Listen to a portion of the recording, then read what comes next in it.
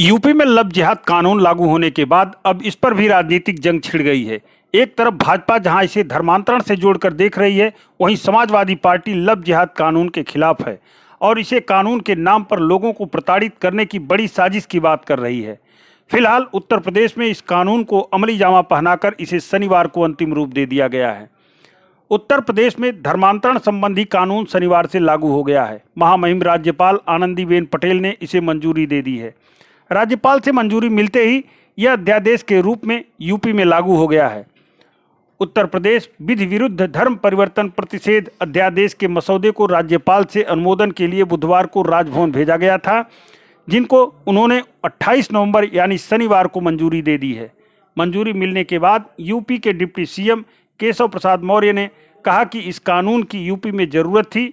अब कोई शादी के मामले में किसी को कोई झांसा नहीं दे पाएगा। प्रदेश सरकार की कैबिनेट ने लाने का काम किया था, वह अध्यादेश अब महामहिम राज्यपाल जी के हस्ताक्षर के बाद अस्तित्व में आ गया है।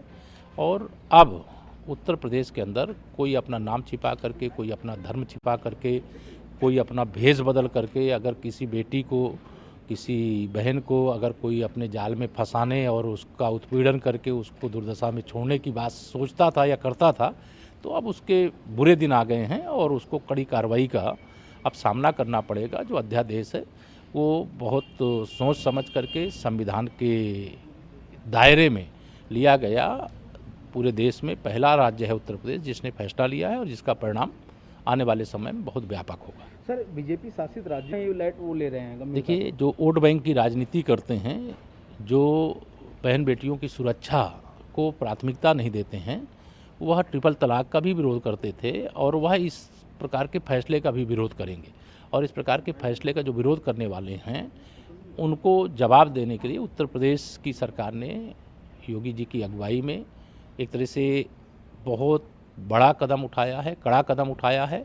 अब उत्तर प्रदेश में इस प्रकार की घटनाओं पे पूरी तरह से विराम और लगाम लगेगी। सर, वहीं केंद्र सरकार किसानों का, कांग्रेस करीब किसानों के साथ खड़े हैं, आंदोलन जारी है, काफ़ी नुकसान हो रहा है, क्या कहेंगे सर? देखिए, मैं किसान भाइयों से अपील करता हूं कि इस आंदोलन को कृपया वापस लें।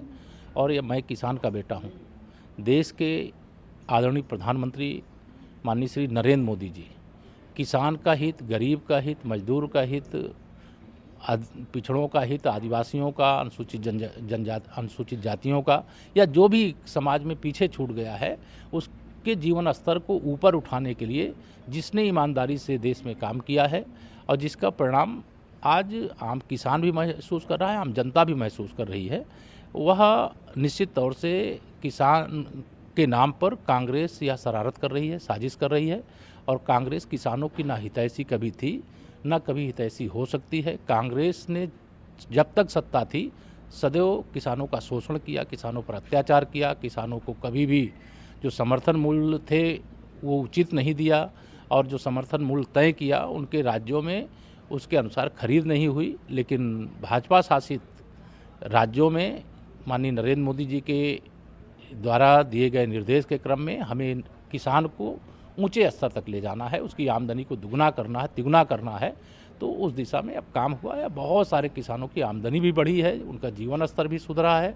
अब कोई किसान जो भी इस समय विरोध कर रहा है उसमें बहुत गिने चुने, मैं भी देख रहा हूं कि उसमें बहुत ऐसे आम किसान नहीं हैं, लेकिन फिर भी मैं किसानों से अपील करूंगा, जो किसान उसमें आए हैं कांग्रेस के गुमराह करने के कारण, वह कृपा करके इस आंदोलन से अपने को अलग करें, क्योंकि कांग्रेस किसान विरोधी पार्टी है और भारतीय जनता पार्टी और माननीय नरेंद्र मोदी जी किसानों के हितैषी हैं।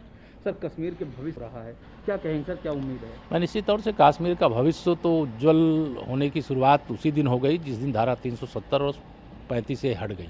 अब जम्मू और कश्मीर भारत के अन्य राज्यों की तरह विकास भी करेगा और अन्य राज्यों की तरह वहाँ चुनाव भी होंगे और अन्य राज्यों की तरह सहभागिता भी होगी। कुछ परिवारों की जागीर बन गई थी जो भ्रष्टाचार और पूरा अराजकता पैदा करके रखे थे और 370 हट जाएगी तो ये हो जाएगा, वो हो जाएगा, उनका समर्थन, उनके प्रति जो समर्थन जम्मू कश्मीर की जनता का रहता था वो समाप्त हो चुका है।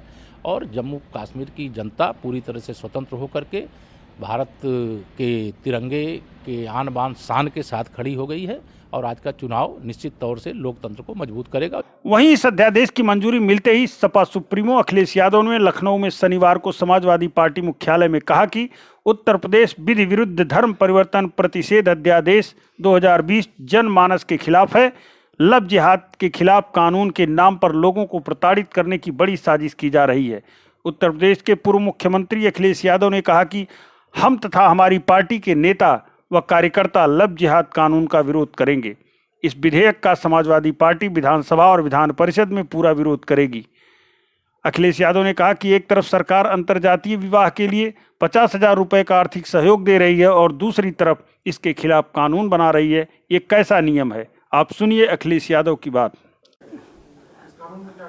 सरकार ये मुझे आप बताइए, सरकार ही एक योजना चला रही है कि अगर आप इंटर कास्ट शादी करते हैं तो 50,000 रुपये मिलेंगे आपको, इंटर रिलीजन शादी करते हैं तो आपको 50,000 रुपये मिलेंगे। जब सरकार ही योजना चला रही है तो सरकार ये कानून क्यों ला रही है? और फिर आर्टिकल 21 सरकार पढ़ेगी कि नहीं पढ़ेगी?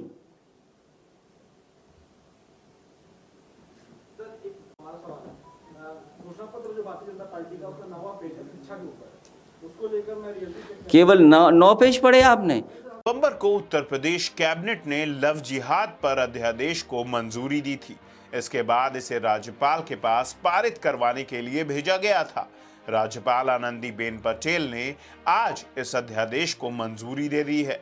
अब 6 महीने के अंदर इस अध्यादेश को राज्य सरकार विधानसभा में पास कराएगी। UP prohibition of unlawful conversation of religion ordinance 2020 के मुताबिक धोखे से धर्म बदलवाने पर 10 साल तक की सजा होगी। इसके अलावा सहमति से धर्म परिवर्तन के लिए जिलाधिकारी को 2 महीने पहले सूचना देनी होगी। आपको बता दें कि उत्तर प्रदेश सरकार ने ऐलान किया था कि हम लव जिहाद पर नया कानून बनाने वाले हैं ताकि लालच, दबाव, धमकी या झांसा देकर शादी की घटनाओं को रोका जा सके। यूपी सरकार के अध्यादेश के अनुसार जबरन या धोखे से धर्म परिवर्तन के लिए 15,000 रुपए के जुर्माने के साथ 1 से 5 साल तक की जेल की सजा का प्रावधान है। अगर SC/ST समुदाय की नाबालिगों और महिलाओं के साथ ऐसा होता है तो 25,000 रुपए के जुर्माने के साथ 3 से 10 साल की जेल होगी।